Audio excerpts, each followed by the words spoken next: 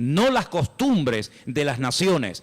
No, es que esta costumbre, esta tradición lleva 500 años celebrándose en mi país o donde sea. Bueno, los años que se llevan celebrando las costumbres, cualquiera que sean, no le dan credibilidad a la costumbre. Durante muchos siglos era normal salir a una plaza pública y torturar o quemar a una persona, y todo el mundo iba como si fuera un espectáculo público, ¿verdad? Porque era la costumbre de la época. Bueno, pero eso no significa que como era la costumbre, pues está bien. Cuidado, la palabra costumbre, hábito, aparece desde un punto de vista positivo y desde un punto de vista negativo. Por ejemplo, la Escritura dice en el Evangelio según San Lucas que el Señor Jesucristo, conforme a su costumbre, iba el sábado a la sinagoga. Bueno, pero es que hay costumbres buenas, ¿sí? Y hay costumbres malas. En este caso era una costumbre que no tiene nada que ver con la palabra, pero como ya la gente lo hacía, pues el otro lo hacía y el otro lo hacía, y yo creo que ya después de años ni la gente sabía realmente el origen de esa costumbre, pero ya como que formaba parte de la cultura de la época. Quédense con ese detalle. Nos vamos al libro de Isaías, capítulo 2. Libro de Isaías, capítulo 2, versículo 6. Y dice lo siguiente, un texto, por cierto, muy interesante. Isaías 2, versículo 6. Ciertamente tú has dejado tu pueblo, la casa de Jacob, porque están llenos de costumbres traídas del oriente y de agoreros como los filisteos que pactan con hijos de extranjeros. Uno de los reproches que el profeta Isaías lanzaba en la época en la que él le tocó servir al Señor en su ministerio es que ustedes se han llenado de costumbres que no son costumbres con una base bíblica. No son costumbres basados en un mandamiento de la Escritura, sino en costumbres, como dice aquí, importadas, traídas de Oriente, que no tienen nada que ver con ustedes. Por ejemplo, aquí en España, país en el que vivimos, pues se ha metido con una fuerza tremenda una fiesta, que era una costumbre de pueblos paganos, dicho sea de paso, que se ha celebrado hace poco, la famosa fiesta de Halloween, y tú estudias la historia de nuestros pueblos, aquí hay hermanos de otros países de Latinoamérica, y Halloween no tiene absolutamente nada que ver con la cultura latina, absolutamente. Halloween no tiene nada que ver ni con Argentina, ni Uruguay, ni Venezuela, ni Cuba, ni España, son costumbres importadas. Costumbres que no tienen nada que ver con nuestra cultura, pero a base de repetirlas y practicarlas un año y otro año, como que ya forman parte de una de las muchas fiestas que hay a lo largo del año. Eso precisamente es lo que dice el profeta Isaías en su época. Ustedes han abierto la puerta y se han llenado de costumbres traídas de Oriente, que no tienen nada que ver con ustedes. Y dicho sea de paso, la mayoría de esas costumbres traídas de Oriente eran costumbres paganas, costumbres que no tenían absolutamente nada que ver con la palabra del Señor. Vamos a avanzar. Libro de Jeremías, capítulo 10.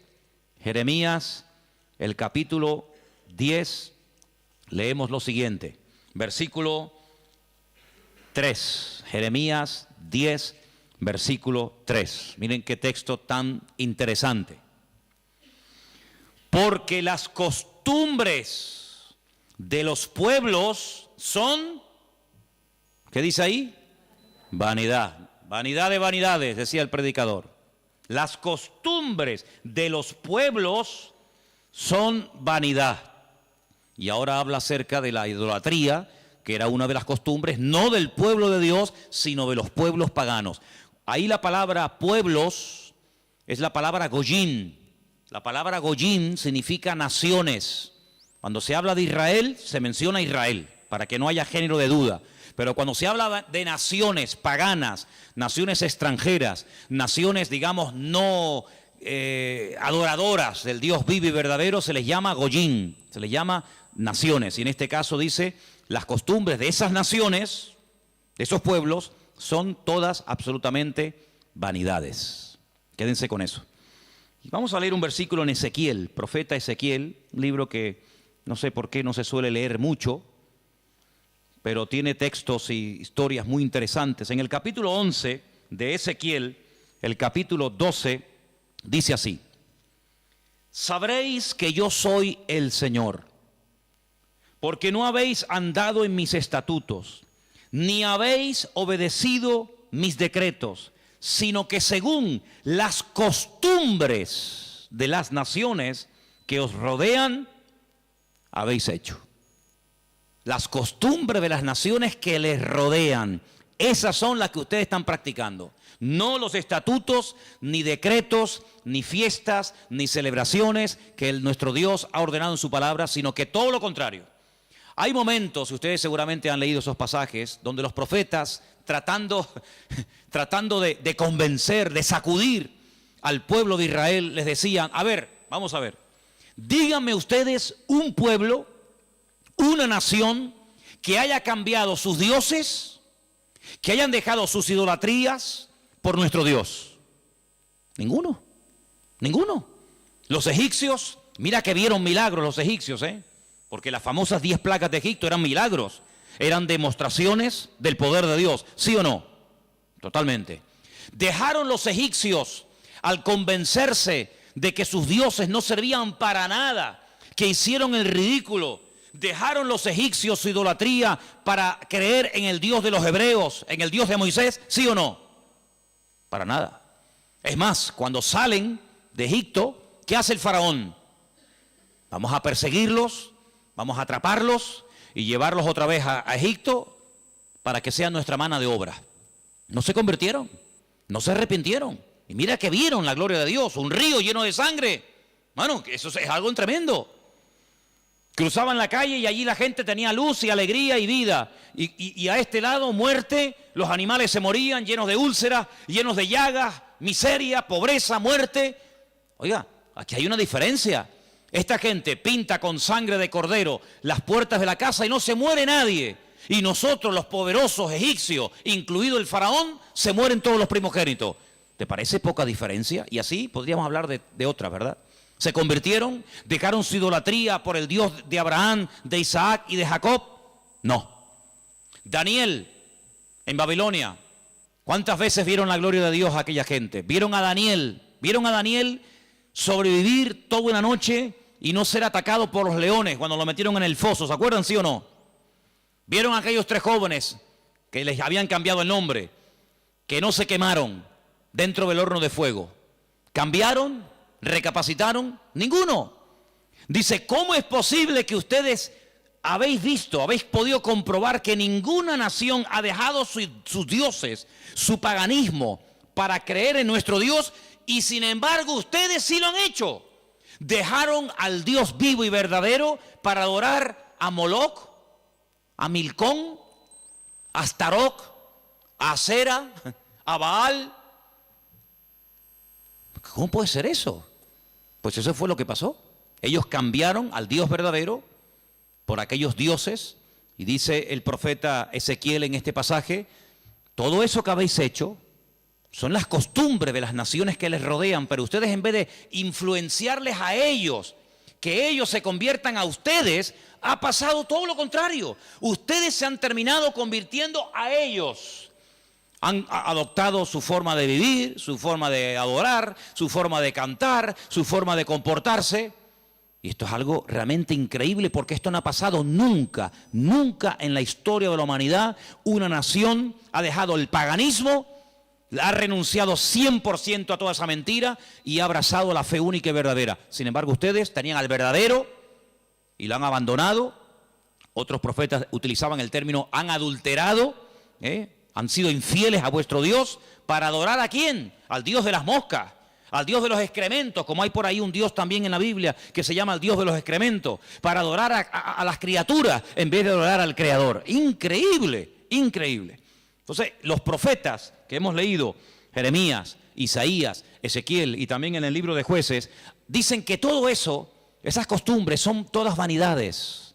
Y entonces nosotros, como creyentes, que hemos, como dice la Biblia, pasado de muerte a vida, cuando nos convertimos al Señor, cuando salimos de donde hemos salido cada uno, pues tenemos con el paso del tiempo que no solamente decirle al Señor, Dios mío, gracias por haberme salvado, gracias por haberme perdonado los pecados, sino que quiero también pedirte, quiero que me ilumines, porque a lo mejor de mi antigua vida, cuando yo no te conocía, cuando andaba en la ignorancia, cuando estaba en la idolatría, en las costumbres que practiqué yo y mi familia durante toda la vida, Señor, quiero que tú me ilumines, por si acaso todavía puede ser que en mi vida, en mi familia, en mi forma de hablar, de pensar, de vestirme, etcétera, etcétera, todavía quedar algo que no está bien, pero que como lo hace todo el mundo, pues no parece que sea tan malo.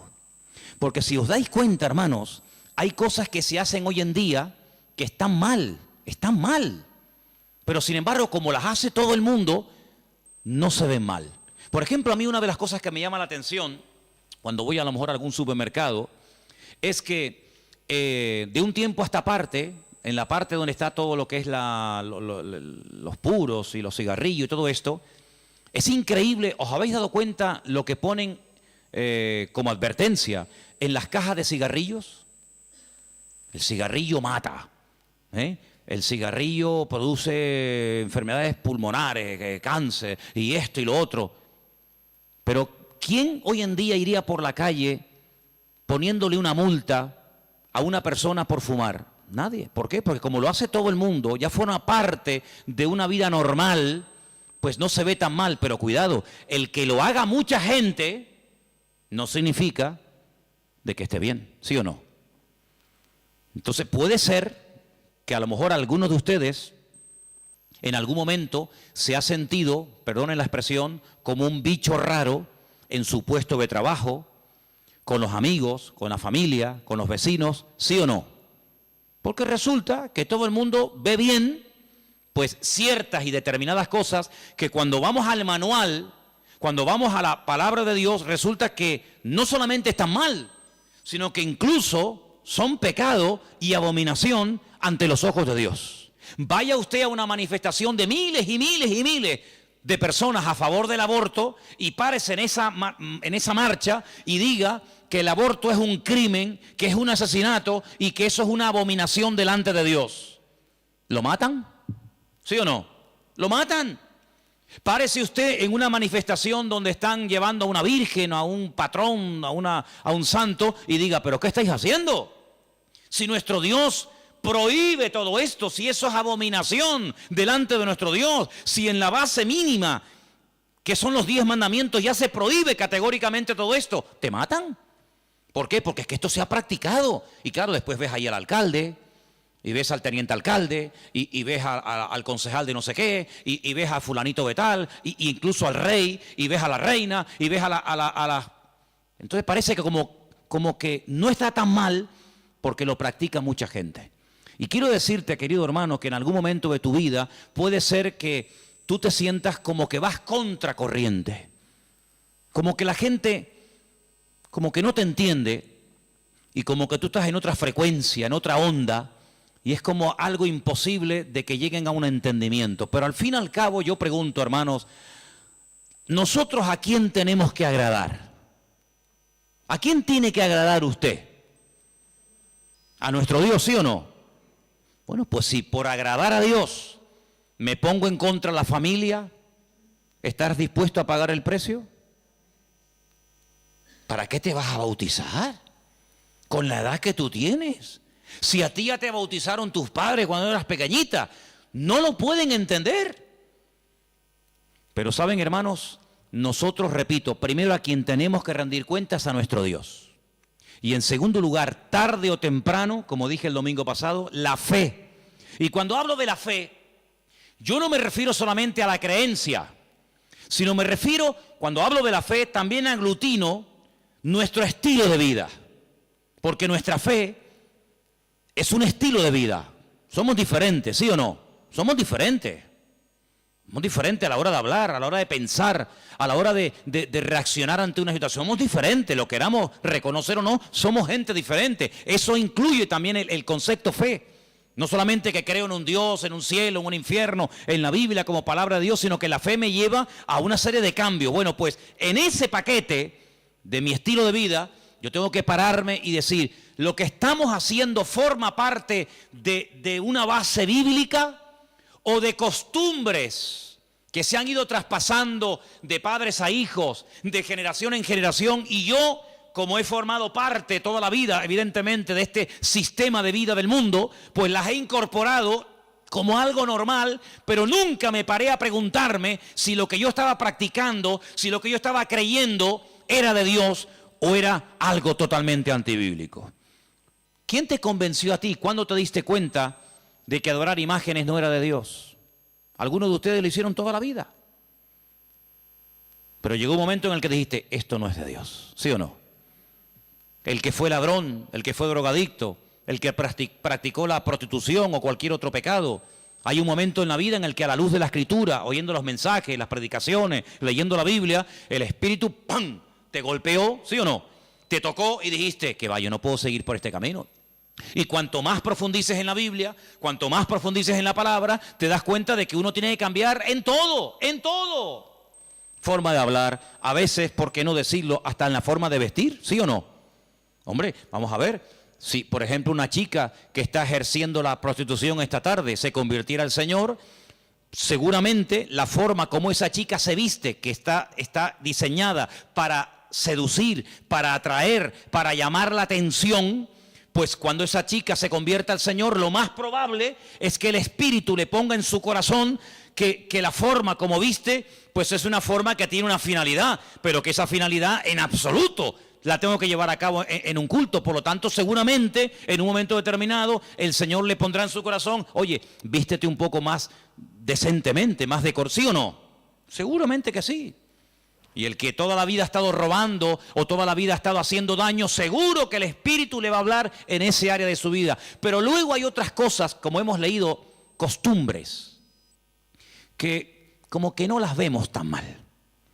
Y hemos visto a la luz de la palabra de Dios, solamente les di 4 textos, están ahí grabados por si los quieren después volver a leer, 4 versículos donde tenemos que analizar y preguntarnos las costumbres, no los mandamientos, las costumbres que estamos llevando a cabo son bíblicas, son de Dios. Y ahora vamos a pasar al tema que la gente nos pregunta mucho por internet. ¿Qué opinan ustedes acerca de estas fiestas navideñas?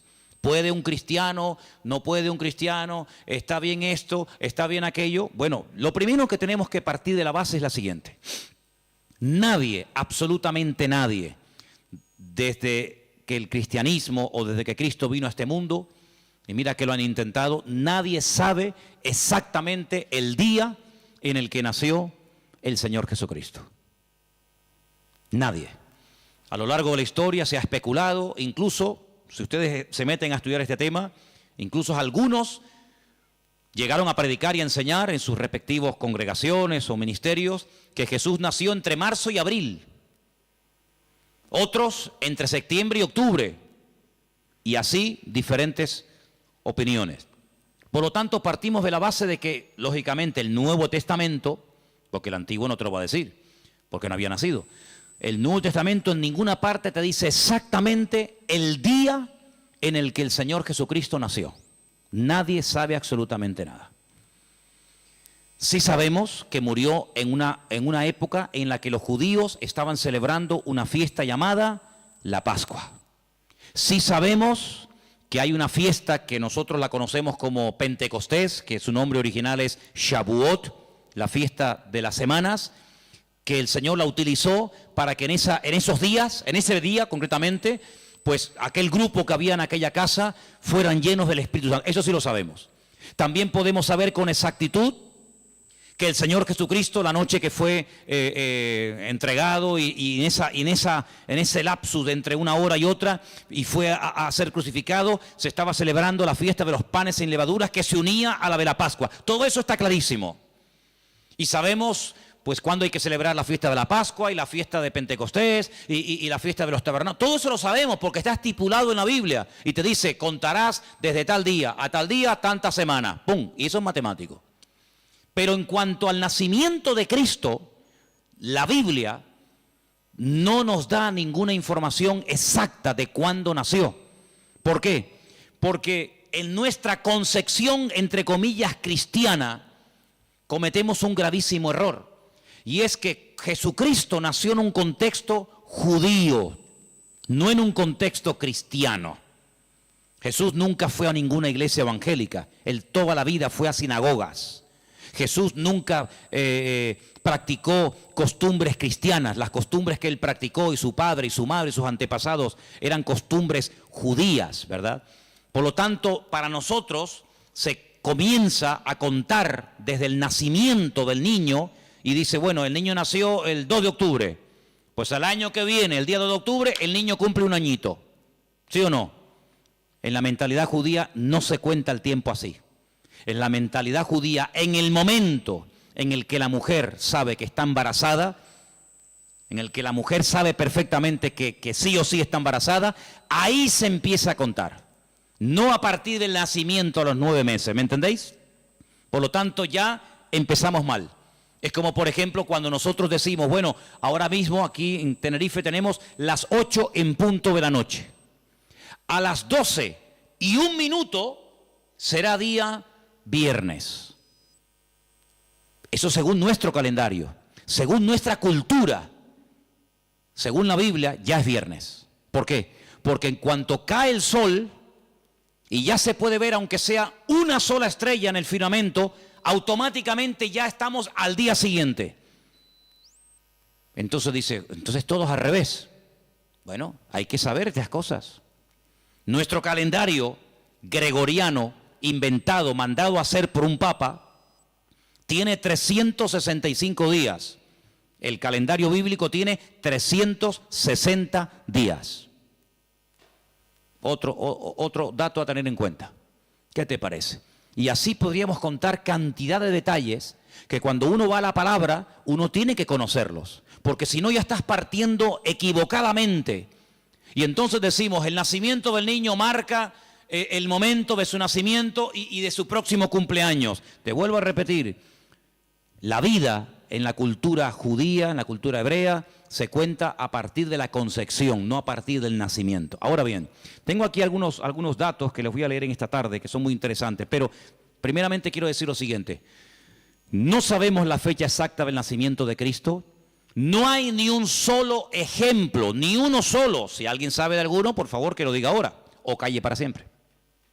No hay ni un solo ejemplo en el Nuevo Testamento de nadie que haya practicado el nacimiento de Cristo, que haya celebrado, mejor dicho, el nacimiento de Jesús. La única fiesta que nos obligó el Señor a recordar frecuentemente fue, dice, haced esto, háganlo en memoria de mí. Y cada vez que comáis este pan y cada vez que bebáis de esta copa, mi muerte estáis anunciando hasta que yo vuelva. Es una orden. Yo sé que hay movimientos cristianos o evangélicos que no practican esto de tomar pan y vino asiduamente, porque dicen que es algo simbólico. Bueno, yo solamente lo digo con todo mi respeto, no saben lo que se pierden. Y es una interpretación incorrecta. Yo creo que es bíblico y estamos todos de acuerdo, ¿sí o no? Que hay que partir el pan y el vino. Hombre, hay iglesias que lo hacen todos los domingos. Elena, por ejemplo, se crió en una iglesia que todos los domingos, sí o sí, todos los domingos a la mañana, se llama culto de comunión. Por eso, porque se da la comunión. Hay iglesias que lo hacen una vez al mes, otras iglesias una vez al año, etcétera, etcétera. Pero que hay que hacerlo, hay que hacerlo. Pero Jesús nunca dijo, los discípulos nunca dijeron, Pablo nunca escribió, Pedro nunca escribió, Santiago nunca escribió, ningún discípulo escribió, y también tenéis que recordar todos los años el nacimiento del Mesías. No. Mira, recordamos cuando partió el pan y el vino e inauguró el nuevo pacto. Recordamos su muerte, claro. Recordamos su resurrección. Recordamos la venida del Espíritu Santo en el día de Pentecostés. Recordamos un montón de cosas, pero bíblicamente no te puedo demostrar, no lo puedo hacer. Te estaría mintiendo. No te puedo demostrar bíblicamente que los primeros cristianos celebraban el nacimiento de Cristo. No lo hacían. Ni siquiera es un mandamiento de la Biblia el celebrar dicha fiesta. Entonces te estoy dando información para que lo sepas. La fecha exacta del nacimiento de Cristo no se encuentra registrada en el Nuevo Testamento. Ahora, el famoso día 25 de diciembre ha sido un día que en el mundo pagano, en el mundo greco-romano, ustedes saben que estaban los babilónicos, luego vinieron los medos persas, a continuación los griegos y después los romanos. El Antiguo Testamento, lo que llamamos vulgarmente Antiguo Testamento, termina con el imperio medo-persa. Pero cuando empezamos a leer el Nuevo Testamento, nos encontramos a los romanos. Y tú dices, ¿pero y los griegos? ¿Ves? La Biblia no te da información sobre los griegos. Pero entre el Antiguo y el Nuevo Testamento, que hay 400 años de silencio, ¿sabían eso, no? Nuestro Antiguo Testamento, ¿cuál es el último libro del Antiguo Testamento según nuestra Biblia? Malaquías. Pero cuando tú vas a una Biblia hebrea, tú te das cuenta que el último libro del Antiguo Testamento no es Malaquías, es Segunda de Crónicas. Da igual, el orden no altera los factores, ¿no? Sea uno, sea otro, son exactamente los mismos, aunque el orden es diferente.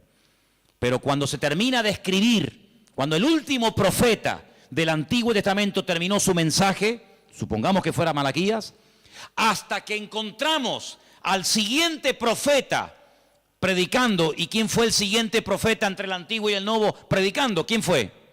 Juan el Bautista. Hay 400 años de silencio. No hubieron profeta entre Malaquías y Juan el Bautista. ¿Y cómo se guiaba la gente? Por la palabra. Ahí estaba todo escrito, todo comprimido, todo condensado, y fue un tiempo de silencio, de palabra profética, pero la palabra ya estaba escrita. Luego la gente querían palabra, vayan a la palabra, valga la redundancia. Vayan a la escritura y ahí encuentran todo. Bien. Entonces cuando vamos a estudiar la palabra de Dios, nos encontramos que ese imperio que no aparece en el Antiguo Testamento, que son los griegos, que aparece en esos famosos libros que yo he recomendado muchas veces que lean, Primera y Segunda de Macabeos, que son la familia de los Macab, que significa martillo en hebreo. Los macabeos son los que martillaban, los que machacaban.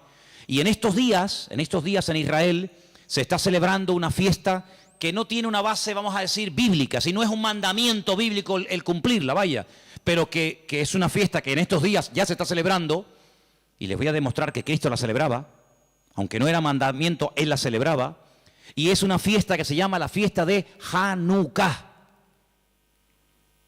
Y por eso ustedes cuando van a Israel van a encontrar que hay dos modelos de candelabro diferente.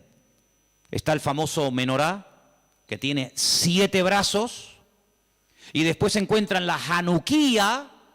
Menorá es el de 7, Hanukkía es el de 9. Y tú dices, ¿qué diferencia hay entre uno de 7 y uno de 9? Bueno, te lo voy a decir. El candelabro de 7, la menorá, era el que se utilizaba primeramente en el tabernáculo y después en el templo, pues para iluminar. No había luz eléctrica, no había un interruptor y se encendía la luz, sino que se ponía aceite, ¿verdad? Se iluminaba para que el sacerdote pudiera moverse y pudiera ministrar en el templo, ¿verdad? Ya dimos en su día una explicación de que el primer versículo, quédense con este dato, el primer versículo de los primeros 5 libros de la Biblia, Génesis 1.1, Éxodo 1.1, Números 1.1, Levítico 1.1 y Deuteronomio 1.1, nos explican todo lo que tiene el menorá. ¿Cuántas palabras tiene en hebreo el primer versículo de Génesis? 7 brazos. Otra característica de la menorá la encontramos en Éxodo 1.1 y así sucesivamente, pero no voy a entrar en detalles acerca de eso. Pero en la época de los seleucidas, en la época de los griegos, déjeme que les cuente algo de historia, que es bueno saberlo. Cuando Alejandro Magno muere, dicen que era homosexual, no dejó descendencia. Es el único imperio que pervive después de la muerte del emperador, pero no en sus hijos, sino en sus generales. Por eso Daniel, cuando está en Babilonia, dice que él vio a un leopardo con 4 cabezas. Y las 4 cabezas son los 4 generales que cuando Alejandro Magno muere, se reparten en 4 pedazos el mundo que había conquistado Alejandro Magno, ¿verdad? Uno de los trozos que se reparte tenía que ver con Israel. Y allí estaba el famoso Antíoco Epifanes, que era terrible, terrible. Ese fue el que se atrevió a meter a un cerdo dentro del lugar santísimo y sacrificarlo y de esa manera, humillar y avergonzar a Dios y en fin, tantas cosas, ¿no? Esa es la famosa abominación desoladora, la profanación del lugar santísimo. En esa época de los griegos había una familia compuesta por una serie de hermanos que se propusieron restaurar la vida política y espiritual de Israel. Los griegos dominaban, el templo lo habían convertido en un gimnasio, habían impedido los sacrificios y aquello era un desastre. Esta familia se levanta, primero un hijo, después el otro hermano, todos murieron como mártires, es una historia tremenda. Y estos macabeos, que no se llamaban macabeos, sino una especie de apodo, los que martillaban, los que golpeaban, pelearon militarmente, cuerpo a cuerpo con los griegos y los derrotaron, los vencieron, los echaron de Israel y restauraron el culto en el templo. Pero resulta que el aceite que se utilizaba para las lámparas del candelabro, en este caso de la menorá, no llegaba, porque lleva un proceso y se tarda un tiempo en elaborar ese aceite específico para la menorá. Había muy poco aceite. ¿Qué ocurrió? Oraron al Señor y el Señor hizo que la poca aceite que quedaba durara milagrosamente más tiempo de lo que habitualmente duraba. A partir de ese momento, para recordar el milagro de que el Señor permitió que el aceite durara más tiempo de lo habitual, se comenzó a celebrar la fiesta de la Hanukkah, la fiesta de las luces, la reinauguración del templo. Entonces, en esta época del año, para recordar ese milagro, se enciende con la vela del centro, cada día una vela diferente, hasta llegar a 9 velas, porque ese fue el tiempo que duró el aceite. Y eso es lo que significa la fiesta de Hanukkah. Ahora ustedes pueden ver, dice, y Jesús subió al templo a la fiesta de la dedicación del templo. Y tú dices, ¿y qué fiesta es esa? Porque ahí no dice Pascua, ahí no dice Pentecostés, ahí no dice tabernáculo, dice a la fiesta de la dedicación del templo. Pero si el templo ya estaba inaugurado cuando Cristo vivía. Pero era la fiesta en la que se recordaba la reinauguración del templo cuando los macabeos derrotaron a los seleucidas, a los griegos, y entonces esa era la fiesta de Hanukkah que Cristo la celebraba, Juan capítulo 10. Entonces Cristo, que sabía la historia de esa fiesta, dice, yo soy la luz del mundo. Y la gente sabía lo que estaba diciendo, porque así como este aceite, esta luz se enciende, yo soy ahora la luz del mundo. Y posteriormente a sus discípulos le dice, y ahora también vosotros sois la luz del mundo. Y todo está basado en algo que pasó en aquel tiempo. Entonces, cuando vamos al Nuevo Testamento, nos encontramos que nos dice la Biblia quién gobernaba en el Imperio Romano en el tiempo del nacimiento de Cristo. Pero cuando se hace el calendario gregoriano o cristiano, vaya, el que tenemos ahora mismo nosotros, se cometió una gravísima equivocación. Algunos calculan que del verdadero calendario bíblico al que usamos actualmente puede haber una diferencia entre 4 y 6 años. Es decir, que en vez de estar ahora en el 2015, estaríamos ahora 4 años o 6 años más de lo que estamos. Y eso es bueno saberlo, porque la Biblia nos da datos acerca de lo que va a ocurrir en cada tiempo, y por eso estamos viendo profecías cumplidas nosotros en este momento, que tú dices, pero no me encaja el tiempo. Claro, no te encaja el tiempo si te llevas por el 2015, pero si te llevas por el calendario bíblico, te encaja todo de una forma maravillosa, porque Dios no se mueve con el calendario inventado por don Gregorio, sino Él se mueve por el calendario inventado y creado y dado por Él en su bendita palabra. ¿Cuántos dicen amén? Entonces, sigo leyendo esto que está muy interesante. La historia de la Navidad parece tener los primeros antecedentes entre el 320 y 353 después de Cristo. Es decir, que hasta el 350 y pico después de Cristo, ningún cristiano, ninguna iglesia practicaba o celebraba lo que vulgarmente llamamos la Navidad.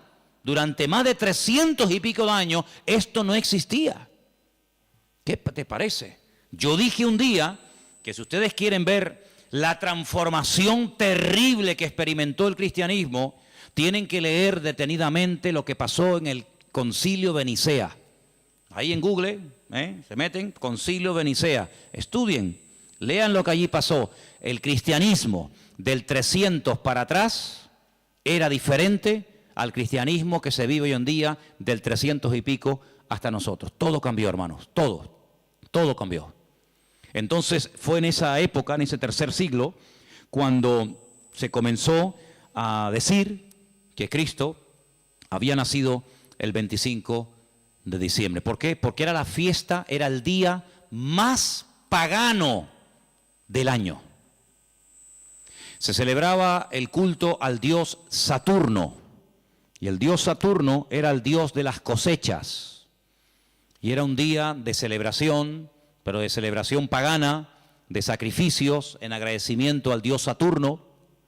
Era el solsticio de invierno en el hemisferio norte, y ahí dijo alguien, bueno, vamos a utilizar el día más pagano del año cuando se adora al sol, vamos a utilizarlo y lo vamos a cristianizar para que de esa manera también nosotros los cristianos formemos parte de la festividad y de la alegría a nivel mundial. Desde finales del siglo IV, el cristianismo, finales del siglo IV, el cristianismo comienza con la famosa tradición de la Navidad, y el Papa Julio I dijo que Jesús había nacido el 25 de diciembre. ¿De dónde lo sacó? De ninguna parte, se lo inventó, porque la Biblia no dice que Jesús nació el 25 de diciembre, pero él, como era el Papa, cualquiera le llevaba la contraria. Era el día en el que se celebraba, como acabo de decir, el solsticio de invierno en la antigüedad, y era el día en el que las costumbres y las tradiciones heredadas, las costumbres y mitos y leyendas más aberrantes se llevaba a cabo, y entonces se utilizó para que la gente supiera que también Cristo había nacido en esa época, y de alguna manera pues utilizar el paganismo, utilizar las festividades, pues para decir, bueno, Cristo también nació en esta época, ¿no?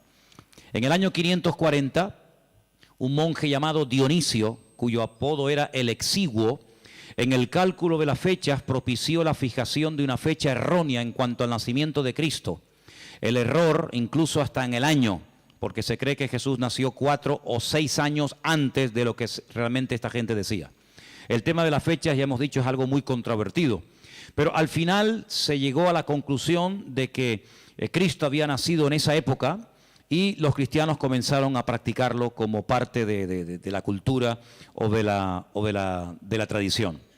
Hay muchos relatos en los que cuenta la historia que miles y miles de cristianos se dejaron matar, quemar, crucificar y torturar hasta la muerte porque se negaban a celebrar la famosa Navidad el 25 de diciembre. Así que hermanos nuestros en la fe han muerto quemados, torturados y crucificados por negarse a formar parte de una fecha inventada, creada por el hombre, rodeada de paganismo, donde una de las costumbres que había era sacrificar toros, sacrificar animales, cortarle los testículos a estos animales y colgarlos en los árboles.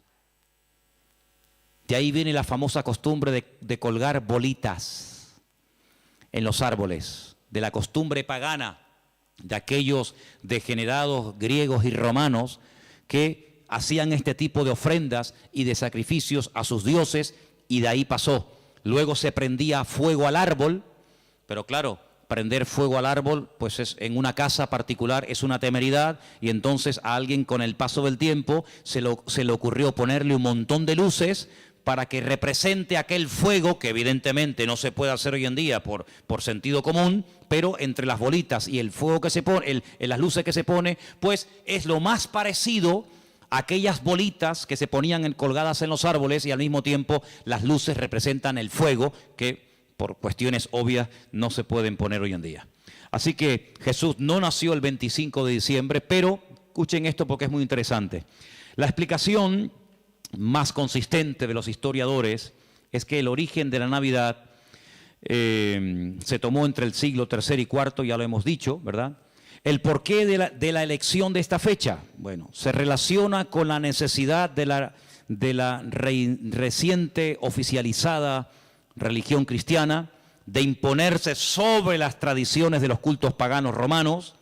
En aquel tiempo el mundo estaba dominado por el Imperio Romano, se adoraba a Saturno, como el Imperio Romano a través del emperador Constantino supuestamente se había convertido. Dejemos de celebrar en el 25 de diciembre la fiesta a Saturno, pero claro, ahora está todo el mundo acostumbrado a practicar el 25 de diciembre a Saturno. ¿Y ahora qué hacemos? Ahora somos cristianos. Bueno, pues sigamos celebrándole igual, pero a Saturno ya no podemos, somos cristianos. Bueno, a Saturno no, a Cristo. El mismo perro, pero con distinto collar.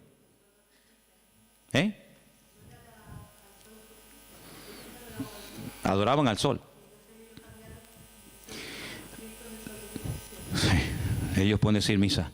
Los papas eligieron el 25 de diciembre como día del nacimiento de Jesús, como una estrategia para el proceso de expansión del cristianismo, en el que sistemáticamente se buscó absorber y fusionar toda celebración de ritos paganos con las nuevas creencias o fe de los cristianos. Por lo tanto, bíblicamente, si alguien te para en la calle y te dice que la fiesta de la Navidad, que se suele celebrar el 25 de diciembre, tiene un trasfondo pagano, no se te ocurra llevarle la contraria ni decirle que no es así, porque vas a ser el más rotundo ridículo. Efectivamente, el día 25 de diciembre era una fiesta, la fiesta más pagana en todas las culturas del Imperio Romano, donde se hacían auténticas barbaridades, sacrificios humanos, sacrificios de animales, ofrendas brutales de sangre, etcétera, etcétera.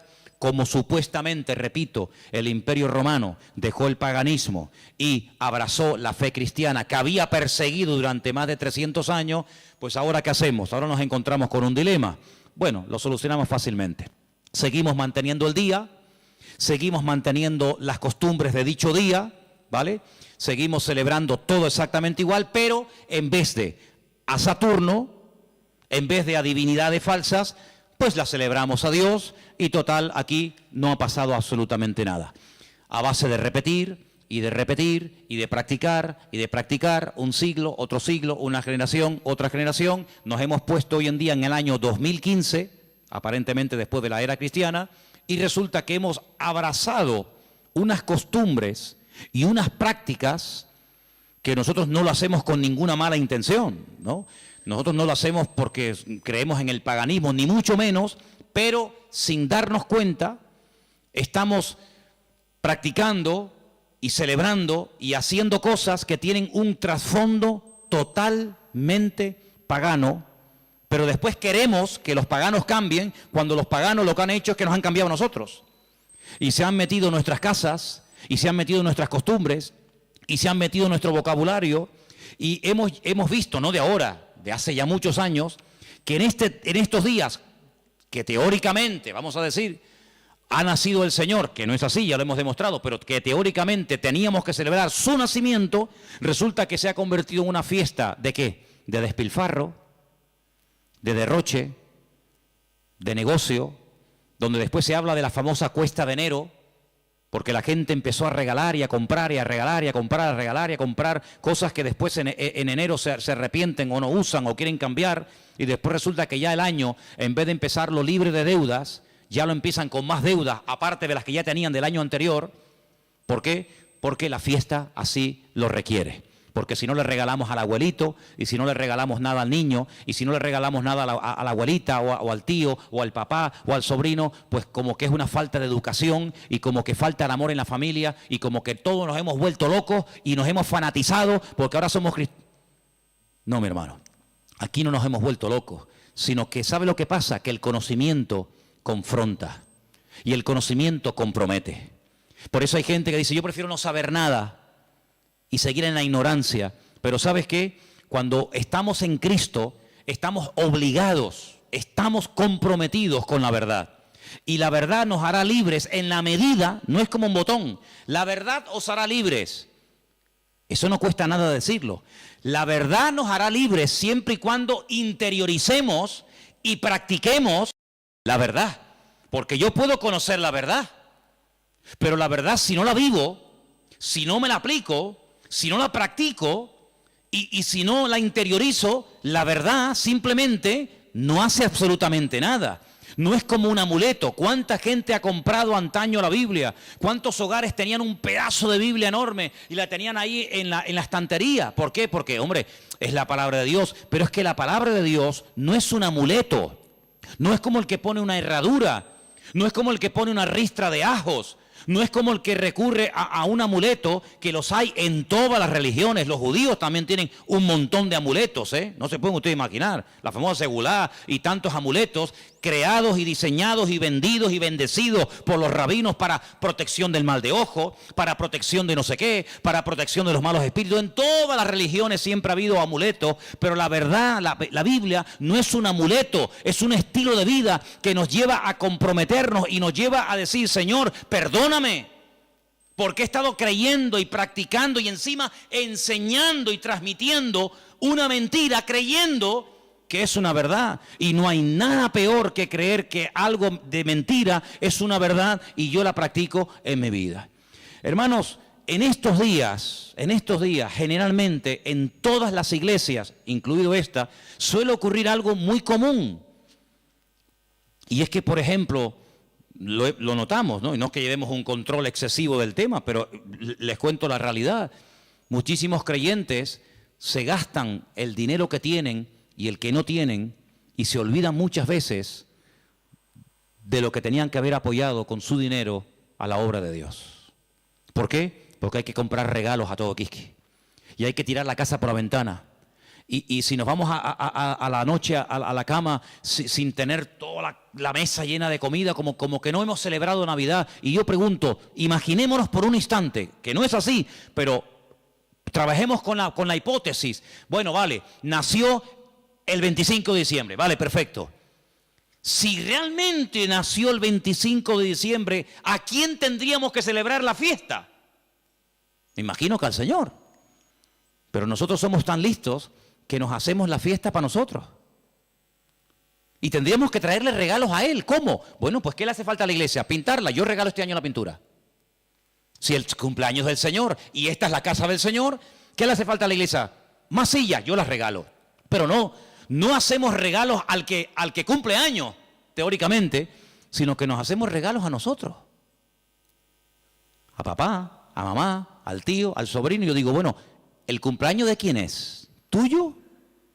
¿O es el del Señor? Porque si es el del Señor, al que menos le hemos regalado ha sido a Él. Resulta que nos hemos regalado a nosotros. Y tenemos, los que tengan, ¿no?, el árbol lleno de docenas de juguetes y docenas de regalos. Y tú dices, ¿y el regalo del Señor dónde está? Porque la iglesia no puede sufrir en estos tiempos, en este mes de diciembre, porque teóricamente sería el mes de más abundancia, ¿sí o no? Tendría que ser el mes en el que sobraran Biblias, sobraran sillas, sobrara de todo, porque es el día especial del Señor. Pues ¿saben qué? Suele ocurrir generalmente todo lo contrario. Es cuando tal vez menos nos acordamos del Señor. Ahora, nosotros vamos a utilizar la fiesta que el mundo inventó, no el Señor, no la iglesia primitiva, no la Biblia. Nosotros vamos a utilizar la fiesta que inventó el mundo para decirle al mundo el motivo por el cual el Señor vino a este mundo. Que no fue otro más que morir por nuestros pecados, derramar su sangre y restaurar nuestra vida y sacarnos de la miseria y de la ignorancia y ponernos en el reino de su amado Hijo. Eso es lo que vamos a hacer.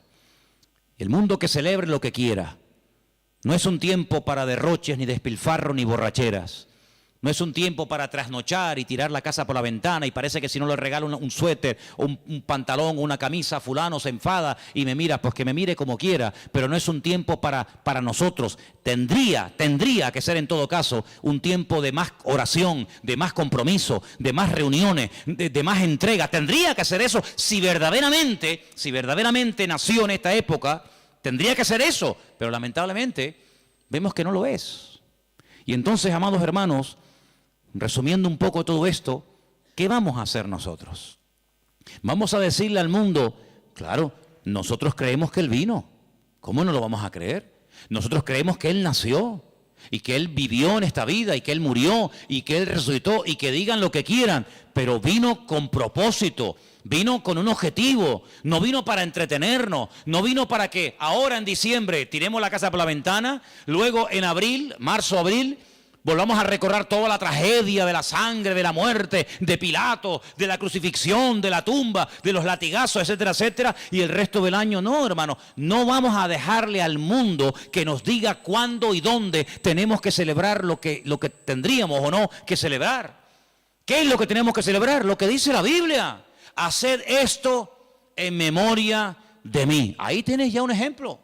Si dice el Señor, nos dice el Señor, haced, cumplid con esto en memoria de mí.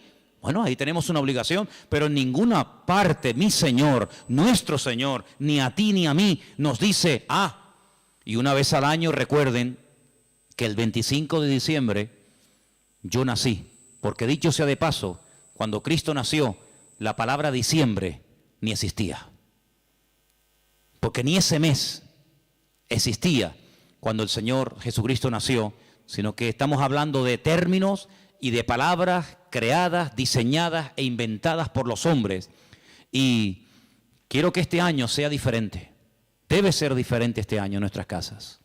Lo dije hace mucho tiempo, cuando pongamos la mesa y nos juntemos los hermanos, los amigos, los familiares, etcétera, pongan en la mesa un cubierto como si Él estuviera sentado en la mesa con nosotros. Para que cuando venga un inconverso te diga, oye, ¿y ahí no se va a sentar nadie? Sí. Ahí está sentado esta noche el Señor con nosotros. ¿Y eso? Sí. Porque queremos que el Señor esté sentado en nuestra mesa. Porque si el Señor no está sentado en esta mesa, ¿qué rayo estamos celebrando nosotros aquí esta noche? ¿Qué estamos celebrando? ¿Un banquete? ¿Qué estamos celebrando? Si el Señor no está sentado en esta mesa, ¿qué hacemos aquí tú y yo? Es una cena normal y corriente como cualquier otra, pero queremos invitar al Señor a nuestra casa. Queremos que coma con nosotros, que viva con nosotros, que duerma con nosotros, que entre con nosotros, que salga con nosotros. Nuestra vida no gira en torno a fiestas, porque nuestra fiesta se llama Cristo. Y nuestra fiesta desde el 1 de enero hasta el 31 de diciembre. ¿Cuántos dicen amén? No tenemos que decir, ahora el nacimiento, ahora la muerte. Todos los días yo recuerdo que Cristo vino a este mundo a morir por mí. ¿Sí o no? Todos los días yo recuerdo que Él murió por mí en la cruz. Todos los días, no solamente el domingo de resurrección, allí en el Parque La Granja. Yo todos los días recuerdo que el Señor resucitó al tercer día. Yo todos los días recuerdo que Él está vivo. No tengo que decir, bueno, ahora esto. Ahora, ¿quién nos marca a nosotros el calendario? Lamentablemente, ¿sabe quién nos marca el calendario? El mundo. El mundo se ha metido en la cultura de tal manera que dice, no, ahora carnavales, ahora Halloween, ahora Semana Santa, ahora la Ascensión de María, ahora el Puente de la Constitución, y le hemos dejado al mundo que nos organice el tiempo y nos diga incluso cómo tenemos que comportarnos en cada época del año. Claro, nosotros gracias al Señor somos cristianos y muchas de esas cosas ya no las hacemos, pero el que es mundano, el que no es cristiano, dice, carnavales, ¿me tengo que disfrazar? Me tengo que disfrazar, ¿por qué? Porque el mundo dice que ahora es cuando yo me tengo que hacer de disfrazar y hacer el idiota durante una semana o 15 días. Pero luego no, ahora dice, no, ahora viene la cuaresma. Ahora viene la resignación, el perdón, la ceniza, no sé qué, no sé cuánto. No, ahora viene la Semana Santa, no, ahora viene no sé qué. Y le hemos dejado al mundo que organice nuestro tiempo y nuestro estilo de vida. Nuestro tiempo y nuestro estilo de vida, ya lo dijo el Señor cómo tiene que ser. Si a alguien le interesa, aquí lo tienen. Señor, ¿qué tengo que celebrar en marzo? Señor, ¿qué tengo que hacer en diciembre? ¿Qué tengo que hacer cada día de la semana? Aquí está el manual. No le dejemos al mundo que nos organice, porque mira, yo me acuerdo que hace años, y termino, en España no se celebraba Halloween. ¿Cuánto tiempo lleva esta fiesta entre nosotros más o menos? ¿Alguien más o menos sabe?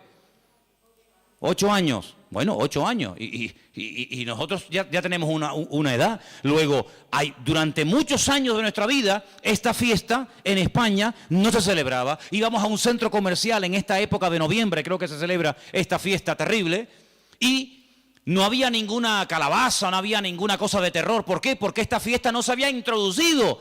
Pero mira cómo la metieron. Mira cómo la metieron, amigos. Y el otro día, el Black Friday. Ya nos metieron otra. Y en enero, ahora y el mundo tiene, hermano, lo tiene tan claro, el diablo tiene tan claro los objetivos que dice, mira, a la gente le gusta varias cosas. Comer bien, vestir bien, vivir bien y divertirse. Perfecto. Como no quieren ser guiados por el camino de la palabra, como no quieren ser guiados por el camino de Cristo, sino quieren seguir por el camino del relajo, por el camino del despilfarro, pues yo le voy a dar. Y el diablo le da a la gente lo que quiere. ¿Quieres carnaval? Toma carnaval. Y tú dices, ¿cómo puede ser que un país que ha estado años en crisis llegue la fiesta del carnaval y no haya pagas para gente que no tiene nada y que están en el paro y que no tienen los pobrecitos nada? Y resulta que ayuntamientos den subvenciones de miles y de miles de euros a personas para que tiren la casa por la ventana durante una semana o durante un mes. ¿Cómo es posible? Es que el pueblo quiere eso. El pueblo quiere eso. En el pueblo de Tordesillas, en la provincia de Valladolid, la tradición del toro de la Vega. ¿Quién no ha oído esa barbaridad? Cogen un toro bravo, lo sueltan al campo y miles y miles y miles y miles de personas lo rodean, lo pinchan, lo clavan, lo torturan. Cuando ya el animal está reventado que no puede más, llega uno, rácata, le clava una lanza, lo montan en un caballo, lo llevan al pueblo y es el héroe porque este año ha matado el toro de la Vega. Cuando van allí la gente a protestar en contra de esta fiesta, cuando han ido ecologistas o personas que dicen, oye, pero ¿cómo puede ser esto? Los han sacado del pueblo a patadas, los han apedreado. Y cuando los periodistas pueden acercarse a uno de aquellos fanáticos, ¿saben lo que les dice? Nunca dejaremos de celebrar esta fiesta en nuestro pueblo, porque esta es una tradición que hemos tenido en nuestra tierra de toda la vida. Y es como si la tradición impera por encima de la razón. Primero la tradición, luego la razón. Primero la tradición y luego todo lo demás. Pero vamos a ver, pero como creyentes vamos a entrar en ese juego. Hermanos, muchos de ustedes cuando entraban al agua y se iban a bañar no se persignaban. O cuando pasaban por una cruz no se persignaban. O cuando pasaba un coche fúnebre no se persignaban. ¿Lo siguen haciendo? ¿A que no? Pero si lo hicimos toda la vida. Pero ya no. Ya no. Porque hemos entendido de que hemos pasado de muerte a vida. Pero sigamos pasando de muerte a vida. No nos quedemos en mitad de camino. No digamos, ya no adoro a esto, ya no adoro a aquello, ya no adoro a esto, ya no hago tal. Pero alguna cosita me queda. Me queda esto y bueno, total son unos días. Hermanos, sigamos avanzando. Ese fue el gran error de Israel. Entró, conquistó cuatro cachitos de tierra. No, toda la tierra tenés que conquistar. No, Jericó, un poquito por aquí, un poquito por allá. Sí, pero escucha, es que allí viven los filisteos. Ah, bueno, no importa. Y allí viven los amorreos. Y allí viven los no sé qué. Total, tenemos ya 4 casitas. Nuestras vaquitas, nuestras ovejas, nuestras gallinitas. No, hijo, tienes que conquistar toda la tierra, porque si no los conquistas, ellos mañana se vuelven contra ti y te van a conquistar. Y en la vida cristiana no es conquistar el tabaco, la droga, la prostitución, la mentira, el soborno, no sé cuánto. Bueno, ya estos días ya están vencidos. Gloria a Dios. Pero ven para acá. ¿Y esto? ¿Y esto? Horóscopo. ¿Cómo? ¿Sí, horóscopo? Ay, amigo. No, pero es que ya no fumo, ¿no? Que no estoy hablando de eso. Eso ya está. Todavía tienes un poquito de horóscopo. Un poquito ahí de no sé qué. ¿Esto cuándo lo vas a conquistar?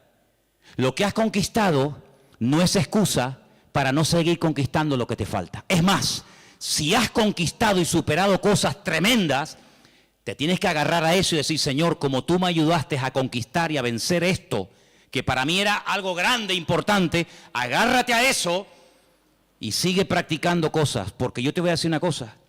Cuando el Señor llamó a Gedeón, ¿se acuerdan? Llamó a Gedeón y le dice, mira, ven para acá. Tu padre tiene un ídolo en la casa y lo adora. Levántate y rómpeselo. Y Gedeón dice, ¿el ídolo de mi padre? Dice, sí, porque él no lo va a romper nunca. Entonces tú, que tienes las ideas más claras que él, ayúdalo, desata a tu padre. Porque si tú le dices a tu padre, papá, Dios me ha dicho que rompas el ídolo, tu padre nunca lo va a hacer. Pero tú sí lo tienes claro, ayúdalo.